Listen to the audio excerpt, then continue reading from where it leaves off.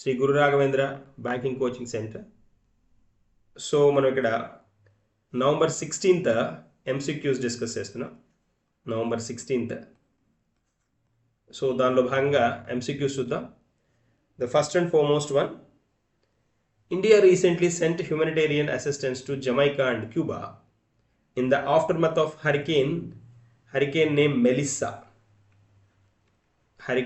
Melissa.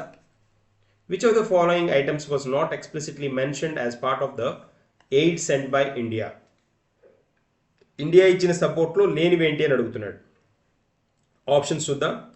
ఆరోగ్య Maitri Bhishm cube. ఇది శ్రీలంకకు మనం పంపించింది అనమాట. శ్రీలంకకి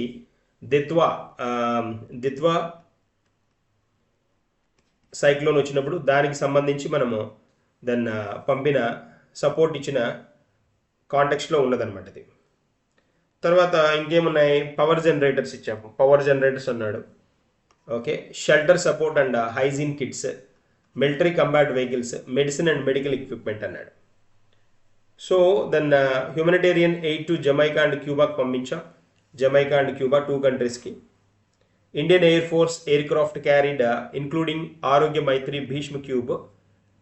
ఈ భీష్మ క్యూబ్ని పంపించింది. అంతేకాకుండా rehabilitation support items, food, daily utilities ఇలాంటి వాటిని పంపించాం. అంతేకాకుండా food and daily utilities, medicines, medical equipment, అంతేకాకుండా పవర్ జనరేటర్స్ పంపించారు.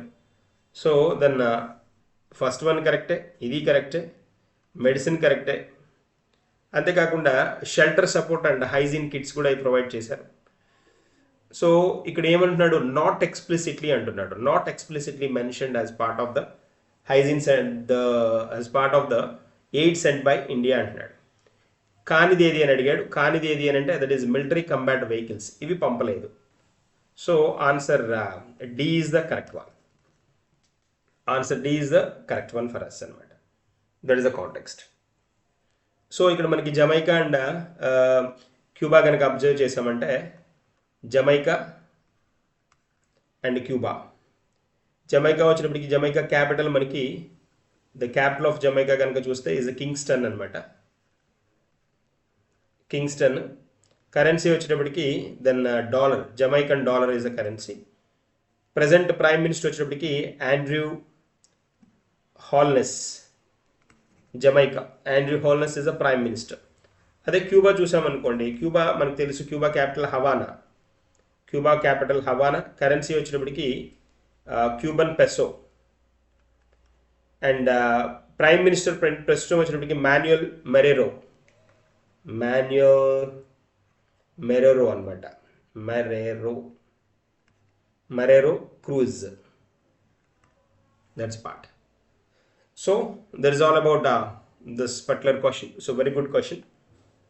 And going to the second one, who recently developed a new generation of man-portable autonomous underwater vehicles? Man-portable and autonomous underwater vehicles. Man-portable autonomous underwater vehicle. ISRO, Indian Navy, Naval Science and Technology Laboratory of DRDO, HAL, Baba Atomic Research Center. So naval science and technological laboratory DRDO అనమాట. ఇది introduce చేసింది. Naval science and technology laboratory, NSTL, DRDO ఇది introduce చేసింది అనమాట. So answer C is the correct one. So ఇక్కడ DRDO's naval science and technological laboratory developed new generation man portable autonomous underwater vehicles for mine countermeasures అనమాట. మైన్స్ని వాటిని break చేయడానికి, under వాటర్లో దాన్ని రన్ చేయడానికి ఈ particular man portable autonomous underwater వెహికల్స్ని ఇంట్రడ్యూస్ చేయడం జరిగింది అనమాట. That is a context. So answer C is the correct one. Next question, who recently declared the digital dirham as well as a legal tender. Digital dirham as a legal tender under new federal law అంటున్నాడు. New federal law కింద సౌదియా, ఖతారా, UAE, Bahrain, Oman. So officially అంటే వీటిలో టెక్నికల్గా బాగా అడ్వాన్స్డ్గా ఉన్న country ఏది అని మనకు అబ్జర్వ్ చేస్తే యుఏఈ అనమాట. So our answer C is the correct one. So the UAE has officially made the digital dirham a legal form of money under recent federal law అనమాట, placing it on the same legal footing as the physical cash. That's the one. Physical cash ప్లేస్లోనే దీన్ని introduce చేయడం జరిగిందనమాట. దిర్హం, digital దిర్హం అనమాట. So మనము ఇలా ఈ టైప్లో న్యూస్లో ఉన్నప్పుడు, స్పెషల్ థింగ్స్ న్యూస్లో ఉన్నప్పుడు we should know something about dirham అనేది జనరల్గా ఫిజికల్ పార్ట్లో ఏ ఏ కంట్రీస్కి కరెన్సీగా ఉంది అని కనుక మనం చూస్తే యునైటెడ్ అరబ్ ఎమిరేట్స్కి ఎప్పటి నుంచో మనకి ఈ కరెన్సీ అఫీషియల్గా ట్యాగ్ అయింది, ఫిజికల్ కరెన్సీ దానికి రిప్రజెంట్ చేస్తుంది. యునైటెడ్ నేషన్స్తో పాటు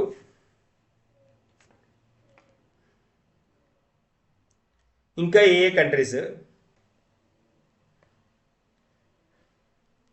ఉంది అని కనుక మనం అబ్జర్వ్ చేస్తే, ఒకసారి కనుక హోల్డ్ చేస్తే, అంటే ఇక్కడ దీనికి రిలవెంట్గా ఉంది కాబట్టి రిలవెంట్ పార్ట్లో మనము ఒకసారి కనుక చూస్తే లైక్ మనకి చాలా కంట్రీస్కి ఉంది అనమాట. Dirham one unit of mass used for the North African countries, Middle East, Persian countries కూడా ఉన్నాయన్నమాట. వాటన్నింటిలోకి యునైటెడ్ అరబ్ ఎమిరేట్స్ దిర్హం మనకి ఎక్కువ కనిపిస్తుంది. తర్వాత మొరాకో ఒకటి, తర్వాత Jordan, Libya,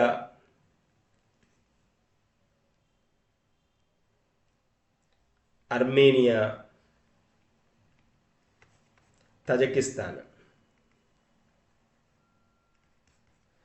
so it was historical silver coin అనమాట ఇది మనకి. Then so it is the name of the currency of Morocco, United Arab Emirates, Armenia, and is the name of the currency sub division in Jordan, Libya, ఖతార్లో కూడా sub division అనమాట. Sub division ఉంటుంది దీనిదే, మనకి స్పెషల్గా కనిపిస్తుంది అనమాట. ఇది that's a special thing అనమాట. So ఇలాంటివి వచ్చినప్పుడు వీటికి రిలేవెంట్గా మనం కొన్ని పాయింట్స్ కనుక చూసుకుంటే ఏమవుతుందంటే ఆబ్వియస్గా లైక్ వాటికి రిలేటెడ్గా క్వశ్చన్స్ ఏమి మూవ్ అయినా కూడా మనం హ్యాండిల్ చేయడానికి పాసిబిలిటీ దొరుకుతుంది అనమాట. That is one.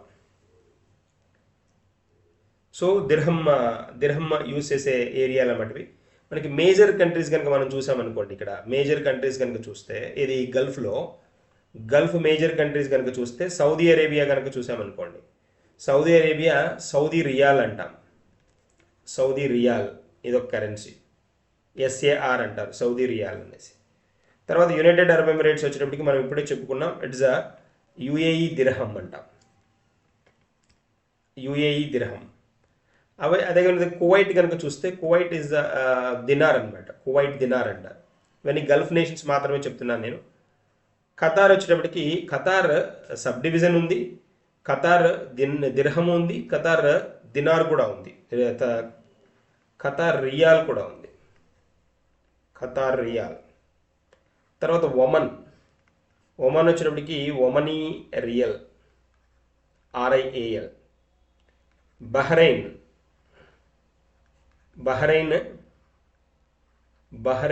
దినార్ అనమాట, బహ్రెయిన్ దినార్. సో ఇట్లాగా యునైటెడ్ అరబ్ ఎమిరేట్స్కి వచ్చేటప్పటికి దిర్హం అనమాట. దిర్హం ఎప్పటి నుంచో ఫాలో అవుతుంది అది. కువైట్ వచ్చేటప్పటికి మనకి దినార్, ఖతార్ వచ్చేటప్పటికి ఈ దినారు ఉంది, డాలర్ కూడా ఉంది, రియాల్ కూడా ఉంది అనమాట.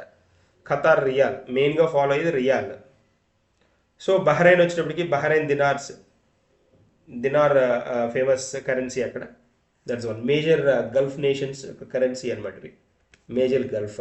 UAE ఇది వచ్చేటప్పటికి be clear, this dirham. That is a point. So మనకి ఏ country answer C is the correct one. Moving to the next one, where was the 22nd All India Annual TDS Conference recently held అంటున్నాడు. TDS Conference was held at మనకి ఇది కూడా మనకి కనిపించేస్తుంది కదా ఇక్కడ 13th to 14th November Taj lake ఫ్రంట్లో జరిగింది. Lake front of భోపాల్లోని lake ఫ్రంట్లో జరిగిందనమాట. సో 22nd one ఇది in number 22nd All India annual TDS conference. So what is the answer here? Answer C is the correct one. Bhopal is the correct one. Moving to the next one. Who was recently appointed as the brand ambassador of the Haryana Women's Commission? Haryana Women's Commission ki then recently appointed as a brand ambassador. Evaru brand ambassador ga appoint ayyaru antadu. Hima Das, Geeta Phogat, Shafali Verma, Vinesh Phogat, Mary Kom.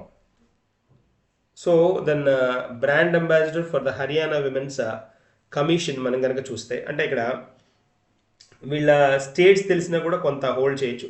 అది కూడా easy context ఏం కాదు మనకి, అంటే వాళ్ళ respective state కనుక తెలిస్తే identify చేయొచ్చు జనరల్గా. సో మనకి హిమాదాస్ ఫస్ట్ ఆప్షన్లో హిమాదాస్ ఇచ్చాడు. హిమాదాస్ ఫేమస్ ఇండియన్ స్ప్రింటర్ అనమాట. అంటే మనకి ఈవెండే ఏమంటారంటే ధింగ్ ఎక్స్ప్రెస్ అని పిలుస్తారు. ధింగ్ ఎక్స్ప్రెస్ అంటారు. అంటే she belongs to that particular area అనమాట. సో అస్సాంలో ధింగ్ చెందిన వ్యక్తి ఈవిడ, అస్సాంలో ధింగ్ అనమాట. అందుకని ఈవిడ ధింగ్ ఎక్స్ప్రెస్ అంటారు. స్ప్రింటర్ ఈవిడ, అథ్లెట్ అనమాట, athlete Hima Das. So she is called thing express. కాబట్టి హర్యానా అంబాసిడర్ అని అడుగుతున్నాడు కదా ఇక్కడ మనకి. హిమాదాస్ ఇంకేమి ఇచ్చాడు? హిమాదాస్ కాదు. నెక్స్ట్ వన్ మనకి గీతా పోగట్ ఇచ్చాడు.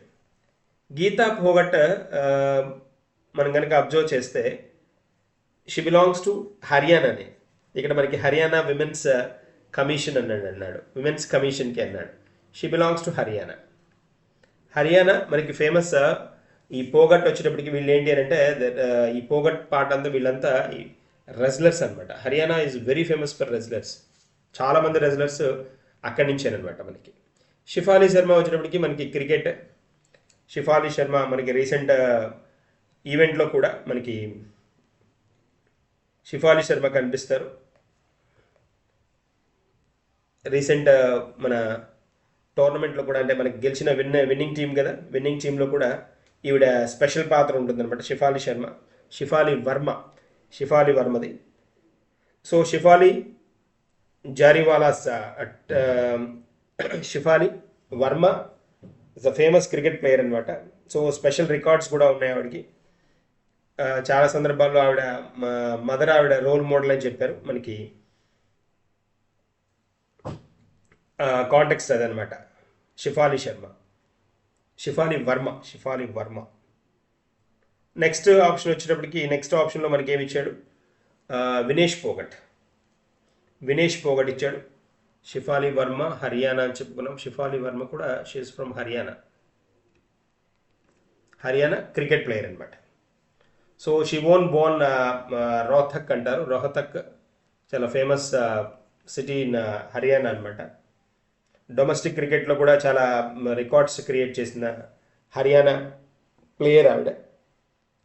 So then that is the context. తర్వాత వినేష్ పోగట్ కూడా రెజ్లరే కదా, రెజ్లర్. గీతా పోగట్, వినేష్ పోగట్, ఈవిడ కూడా హర్యానా అనమాట. తర్వాత మనకి మ్యారీ కామ్ వచ్చేటప్పటికి Mary Kom boxer. She is a boxer. She hail from north eastern state కదా, మణిపూర్.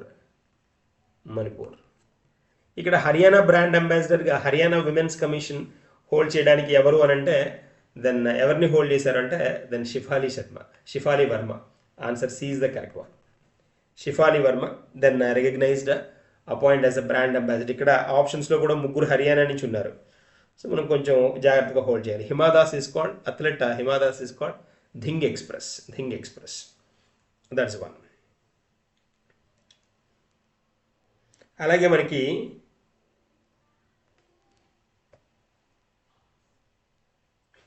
నెక్స్ట్ క్వశ్చన్కి వెళ్దాం. Moving to the next question.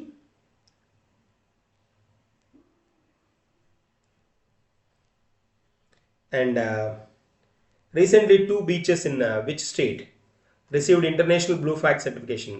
International blue flag certification వచ్చిన two places in one state అట, అవేవి అని అడుగుతున్నాడు. సో కేరళ ఇచ్చాడు ఫస్ట్ ఆప్షన్, తమిళనాడు, గోవా, ఒడిస్సా, ఆంధ్రప్రదేశ్ ఇచ్చాడు. సో 2 ప్లేసెస్ అనమాట. ఒడిస్సాలోని మనకి సునాపూర్ ఒకటి, సునాపూర్ అండ్ పూరి బీచెస్. ఈ 2 ప్రాంతాల్లో ఉన్న beaches they have got blue flag certification అనమాట. సునాపూర్ బీచ్ వరుసగా 3వసారి ఈ గౌరవాన్ని పొందిందనమాట. థర్డ్ టైం ఇది, సునాపూర్ థర్డ్ టైం ఇది ఈ ఫీట్ని హోల్డ్ చేయడం. అంతేకాకుండా మనకి Puri golden beach this is the seventh time it has got this particular record అనమాట. సో మనకి Danish government, Danish foundation for environment, Danish foundation for environmental education,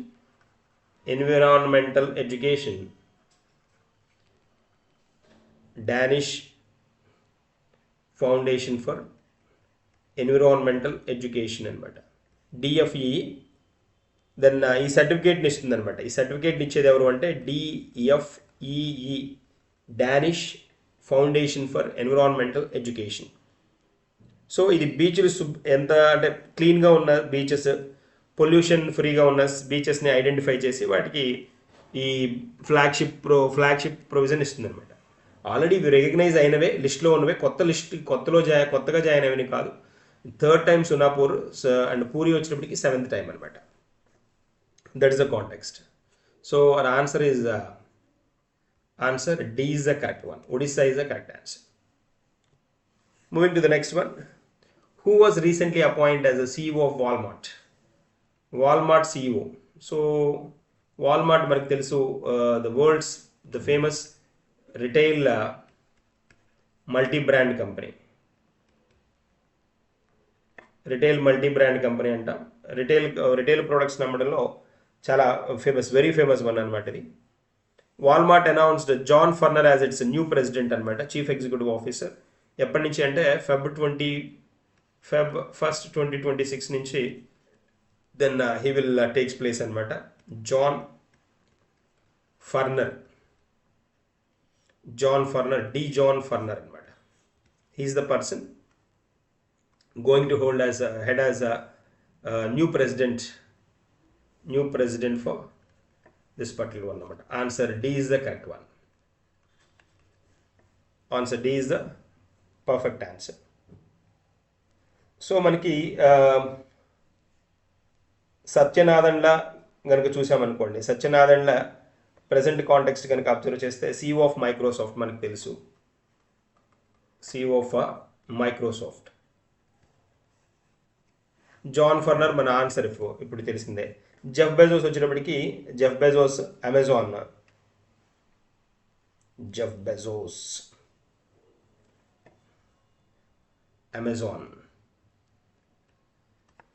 Amazon బ్రాండ్కి head అనమాట. American business man Jeff Bezos. So famous for his Amazon. మనకి Greg Pennar కూడా మనం చాలాసార్లు broadcast board of డైరెక్టర్స్లో ఉన్నాడు. Board of director of ఈ వాల్మార్ట్కి సంబంధించిన board of డైరెక్టర్స్లో ఉన్నాడు అనమాట. వాల్మార్ట్కి సంబంధించి బోర్డ్ ఆఫ్ డైరెక్టర్కి చెందిన అతను గ్రెగ్ పెన్నర్. మనల్ని కన్ఫ్యూజ్ చేయడానికి ఇచ్చాడు అదే అలాగా. సో ఇంకొకరు ఎవరున్నారు, dog Macmillan. So dog Macmillan వచ్చినప్పటికి CEO ఆఫ్ వాల్మార్ట్ అనమాట, CEO ఆఫ్ వాల్మార్ట్. ఈయన CEO వాల్మార్ట్ యొక్క CEO అనమాట. ఇతనికి ముందున్న అతను ప్రీడెసెసర్ అనమాట. That is a context. So what is the answer? Answer D is the correct one. Moving to the next one. Then have a look at this one. Which country recently became the 6th largest patent filer in the world? 6th largest patent filer. So 6th largest patent filer, that is India అనమాట. India emerged as the China, US, Japan, South Korea and India ఇచ్చాడు. Then ఈ question మనం ఒకసారి అంటే like కొంచెం deep టర్న్లో కనుక చూస్తే, which country recently became the largest patent filer in the world? Largest patent filer in the world. ఈ లిస్ట్ కనుక మనం ఈ కంట్రీస్ లిస్ట్ కనుక ఒకసారి చూస్తే, పేటెంట్స్ పార్ట్లో టాప్ టర్న్లో ఉన్నది చైనా ఎప్పటి నుంచో, లేటెస్ట్ పేటెంట్ దీనిలో అనమాట. దీన్ని ఫాలోడ్ బై యుఎస్, తర్వాత జపాన్, సౌత్ కొరియా, తర్వాత యూరోపియన్ పేటెంట్ ఆఫీస్ ఈపీఓ అంట. ఇవి ఉన్నాయన్నమాట మనకి. ఇవి టాప్ 5లో ఉన్నాయి. ఇండియా వచ్చినప్పటికి 6th ప్లేస్లో ఉందన్నమాట. This a context. 3, 2, 1 దశ పేటెంట్స్ అనమాట. అంటే వీళ్ళ నాలెడ్జ్ ఉపయోగించి దాన్ని కొన్ని ఏరియాస్ మీద, అంటే లైక్ ఎలక్ట్రానిక్ గూడ్స్ కానీ, ఎలక్ట్రికల్ గూడ్స్ కానీ, ఇలాంటివి ఓన్గా తయారు చేస్తారు. అలాంటి లిస్ట్లో దాన్ని ట్యాగ్ ఉండడం అనమాట. అలాంటివి ఓన్గా చేసుకోవడం అనమాట. దాదాపుగా ఇండియాకి వచ్చినప్పటికి 64,000 పైన గూడ్స్ మీద పేటెంట్ తీసుకుంది. దాంతో 6th పొజిషన్లోకి వెళ్ళింది అనమాట. So out of which more than 55% are by resident Indian innovators. వీటిల్లో 55% పైగా ఇండియాలో ఉన్న రెసిడెంట్ ఇండియన్స్ అనమాట. అది స్పెషల్ థింగ్ ఇక్కడ. Nation club from rank 81 to 38 in global innovation index. ఎప్పుడో 81th ర్యాంక్లో నుంచి గ్లోబల్ ఇన్నోవేషన్ ఇండెక్స్లో ఇండియా 81th ర్యాంక్ నుంచి 38th ర్యాంక్ వచ్చింది. చాలాసార్లు డిస్కస్ చేసిన పాయింట్, అది ఇంపార్టెంట్ వన్ కూడా. 38th పొజిషన్కి వచ్చింది గ్లోబల్ ఇన్నోవేషన్ ఇండెక్స్లో. At the same time logistics ఇండెక్స్లో ఇండియా ఆక్యుపైడ్ 38th పొజిషన్ అనమాట. 38th పొజిషన్, ఇంపార్టెంట్ వన్ అది. So then the answer is 6th largest అన్నాడు కదా. So answer is India. Is the correct option. Moving to the next one. Next క్వశ్చన్కి వెళ్దాం. And according to the periodic labour force survey PLFS July-September 2025, which of the following statement is correct regarding unemployment and employment trends in India అంటున్నాడు. So ఇక్కడ చూడండి, rural unemployment increased from 4.4 to 4.8 while urban unemployment decreased అంటున్నాడు. So ఈ context కనుక మనం ఒకసారి చూస్తే, so second point వచ్చేటప్పటికి rural unemployment 4.4 to 4.8. Self-employment in rural areas decreased from 62.8 to 70.7%. Self-employment ఇది కూడా కరెక్ట్ వన్. ఇంక్రీజ్డ్ కదా, ఓకే, ఇక్కడ డిక్రీజ్డ్ అన్నాడు. డిక్రీజ్డ్ అని ఇచ్చాడు సెల్ఫ్-ఎంప్లాయ్మెంట్. తర్వాత నెక్స్ట్ వన్ ఏమి ఇచ్చాడు, overall unemployment age +15 improved 5.4 to 5.2 అన్నాడు. ఇది ఇస్ అబ్సల్యూట్లీ రాంగ్. ఇది డిక్రీజ్డ్ కాదు, దిస్ ఇస్ ఇంక్రీజ్డ్ అనమాట. This is increased from 6.68. ఇది కూడా wrong. Urban female unemployment decreased. Urban female unemployment decreased ఎక్కడి నుంచి ఎక్కడి దాకా అన్నాడు? 9.0 to 8.9 అన్నాడు. Urban female unemployment decreased from, no, ఇది కూడా కాదు. Regarding unemployment employment trends in India according to the periodic which of the following statement is correct అన్నాడు. ఏ స్టేట్మెంట్ కరెక్ట్ అని అడుగుతున్నాడు. So rural self employment retained constant at, no, ఇది కూడా కాదు. 60.7 కాదు. రూరల్ అన్ఎంప్లాయ్మెంట్ దాన్ని మనకి ఎక్కడి నుంచి ఎక్కడికి టర్న్ అయింది అని అంటున్నాడు. సెల్ఫ్ ఎంప్లాయ్మెంట్ ఇంక్రీజ్డ్ ఫ్రమ్ 60.27 నుంచి 60.7% నుంచి 62.8%కి పెరిగింది అనమాట. పెరిగింది. సో ఇది ఇక్కడ రాంగ్ ఇచ్చాడు. ఇది కూడా రాంగ్. మనకి ఫస్ట్ ఆప్షన్ వచ్చేటప్పటికి rural unemployment increased from 4.4% to 4.8 పెరిగింది అని అంటున్నాడు. ఇది correct one. Urban unemployment decrease అయింది. Absolutely correct one. Answer A is tricky question ఇది, బట్ దీని మీద క్వశ్చన్ అడగడానికి స్కోప్ ఉన్న ఏరియా అనమాట, important area. And next one, if you see, India is set to host the Global Big Cat Summit 2026 in New Delhi. Which of the following is not a focus area of the summit అంటున్నాడు. ఏది focus area కాదు అంటున్నాడు. India to host global big cat summit 2026 and India will host the global big cat summit. ఎక్కడని చెప్పాడు? న్యూఢిల్లీలో జరుగుతుందని చెప్తున్నాడు. న్యూఢిల్లీ, ఇది ఒక ఫ్యాక్ట్ మనకి. సో అది ఆల్రెడీ ఇచ్చేసాడు క్వశ్చన్లో. ఆ సమ్మిట్కి సంబంధించి నాట్ ఫోకస్ ఏరియా, ఏది ఫోకస్ ఏరియా కాదు అంటున్నాడు. ఫోకస్ ఏరియాస్ వచ్చేటప్పటికి మనకి ఇక్కడ ఏమేమి ఇచ్చాడో ఆప్షన్స్ చూద్దాం. India's tiger recovery mode, snow leopard habitats, cheetah translocation.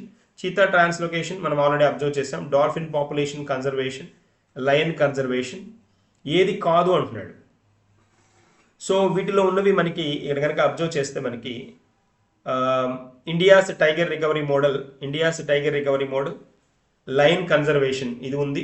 India's tiger recovery model కూడా అనౌన్స్ చేశాడు. Snow leopard habitats and cheetahs translocation lessons and global best conservation practices. But dolphin population conservation అనేది ఎక్కడ hold చేయలేదన్నమాట. ఇక్కడంతా tigers గురించే చెప్తున్నాడు కదా, dolphin population conservation గురించి మాట్లాడలేదు. టైగర్ పాపులేషన్ కన్జర్వేషన్ గురించి మాట్లాడాడు. సో కొంచెం అటెన్షన్ పే చేస్తే ఇక్కడ క్యాచ్ చేయొచ్చు ఆప్షన్ని. Answer D is the not a focused area అనమాట. అసలుకి బిగ్ క్యాట్స్ లిస్ట్లో కూడా డాల్ఫిన్ లేదు కదా మనకి బిగ్ క్యాట్స్ లిస్ట్లో. సో బిగ్ క్యాట్స్ లిస్ట్ అంటే ఏమంటాం? ఇంటర్నేషనల్ బిగ్ క్యాట్ అలయన్స్ కింద tiger, lion, cheetah, leopard, snow leopard, Jaguar, Puma, ఈ 7 మోడల్సే ఉంటాయి. ఈ 7ఏ మనం ఇంటర్నేషనల్ బిగ్ క్యాట్ అలయన్స్ కింద టర్న్ చేస్తాం. ఇక్కడ ఉన్నాయి చూడండి, మనకి ఈ 7 మోడల్సే ఉంటాయి. So this the one. ఈ 4 lion, tiger, cheetah, leopard, Jaguar, Puma, snow leopard. So ఇది మనకి టర్న్ అనమాట. ఈ ఇంటర్నేషనల్ బిగ్ క్యాట్ అలయన్స్ అనేది రీసెంట్గా ఇంట్రడ్యూస్ చేసింది. అది 9th April 2023న దీన్ని ఇంట్రడ్యూస్ చేయడం జరిగింది అనమాట.